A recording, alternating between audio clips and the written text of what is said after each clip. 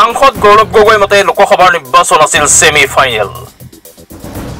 শতাধিক লোকৰ উপস্থিতিত ৰাজহুৱা সম্বোধনা সাংসদ গৌৰৱ গগৈ। যোৰহাট লোকসভা সমষ্টিৰ নৱনিৰ্বাচিত সাংসদ গৌৰৱ গগৈক যোৰহাট জিলাৰ প্ৰেক্ষাগৃহত ৰাজহুৱা সম্বোধনা জনোৱাৰ পৰিলক্ষিত হয়। ৰাজহুৱা সম্বোধনাৰ পাছতেই সাংসদ গগৈয়ে ক'লে মৰিয়নি সমষ্টিত মোৰ যথেষ্ট কাম কৰিব লগা আছে।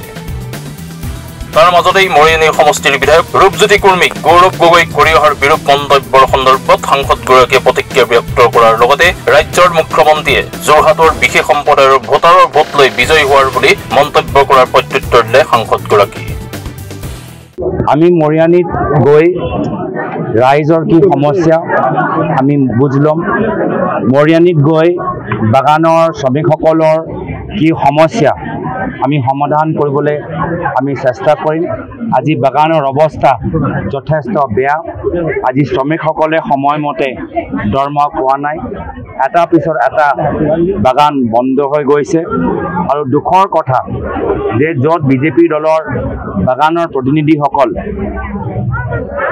আজি বাগানৰ শ্ৰমিকৰ হৈ মাত মাতিব লাগে, আজি তেওঁলোকে মাত মাতা নাই। সেইকাৰণে যাত্ৰা কৰিছোঁ।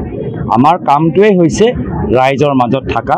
হ'ব পাৰে আমাৰ 15 বছৰ চৰকাৰ আছিল, যাৰ ফলত আমি ৰাইজৰ পৰা আঁতৰি গ'লোঁ। আমি দিছপুৰত আবদ্ধ হৈ গ'লোঁ, চৰকাৰী কাৰ্যালয়ত আবদ্ধ হৈ গ'লোঁ। আৰু নিশ্চয় যেতিয়া ৰাইজৰ পৰা আমি আঁতৰি যাম, তেতিয়া ৰাইজৰ সমস্যাবোৰ আমি সমাধান কৰাৰ ক্ষেত্ৰত যিমান আমাক সতৰ্ক হ'ব লাগিছিল আমি হ'ব নোৱাৰিলোঁ। যাৰ বাবে ৰাইজে আমাক পৰৱৰ্তী সময়ত 2016 চনত শিক্ষা দিলে। আৰু এতিয়া আমাৰ কামবোৰ চাই, যোৱা 1-1.5 বছৰৰ পৰা আমাৰ কামবোৰ চাই ৰাইজে পুনৰবাৰ আমাৰ প্ৰতি আকৰ্ষিত হৈছে। সাংবাদিকৰ প্ৰশ্নত যোৰহাটৰ নৱনিৰ্বাচিত সাংসদগৰাকীয়ে ক'লে, আমি ৰাইজৰ লগত থাকোঁতে ৰাইজৰ কাম হৈছে, সেইবাবে আমি 15 বছৰ শাসন কৰিছিলোঁ। তাৰ মাজতে ৰাজ্যৰ জনতাই আমাক কিছু ভুলৰ বাবে ৰাইজৰ পৰা আঁতৰাই ৰাখিছিল। আমি সতৰ্ক হোৱা নাছিল কাৰণ আমাৰ ভুল হৈছে। এতিয়া পুনৰ আকৌ আমাক ৰাইজে আমাৰ কৰ্ম চাই আদৰি লোৱাৰ বুলি মত প্ৰকাশ কৰে সাংসদগৰাকীয়ে।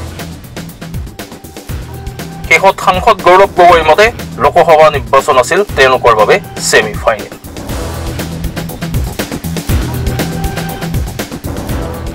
যোৰহাটৰ পৰা জগত নেওগৰ সহযোগত news desk report my news any.